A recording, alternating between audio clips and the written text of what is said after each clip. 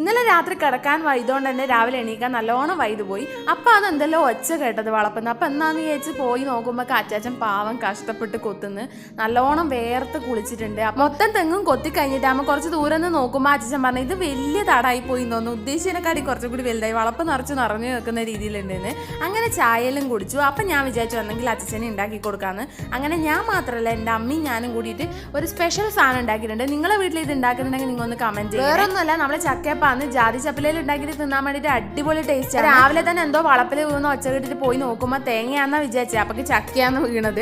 അങ്ങനെ അമ്മാമ്മ ചക്ക എടുത്ത് കൊണ്ടുവരുമ്പോൾ പകുതി ഭാഗം മോശമായി പോയിനി, ബാക്കി പകുതി ഭാഗം കൊണ്ട് അഡ്ജസ്റ്റ്മെന്റ് ചെയ്ത് ഇങ്ങനെ ഉണ്ടാക്കി. അങ്ങനെ ഉച്ചക്ക് അച്ഛൻ ചോറെല്ലാം ഉണ്ടിട്ട് കിടന്നുറങ്ങിയതാണ്. അച്ഛനെ വിളിച്ചിട്ട് ചക്കയപ്പം തിന്നാൻ വേണ്ടി വിളിച്ചു. എണീറ്റ് കഴിഞ്ഞിട്ട് പാവത്തിന് രാവിലെയാണോ വൈകുന്നേരമാണോ തിരിയുന്നില്ല. അപ്പം എന്നോട് ഇങ്ങനെ പറയുന്നത് എന്തിനാ തന്നെ രാവിലെ വിളിച്ചത് നല്ല ചേച്ചി ദേഷ്യപ്പെടുന്നു. അപ്പം ഞാൻ രാവിലെ തൊട്ട് വൈകുന്നേരം വരെ നടന്ന കാര്യങ്ങളെല്ലാം എക്സ്പ്ലെയിൻ ചെയ്ത് കൊടുത്തരാം. വൈകുന്നേരം വീഡിയോ ഇഷ്ടപ്പെട്ട ചാനൽ സബ്സ്ക്രൈബ് ചെയ്യണേ. ഓക്കെ.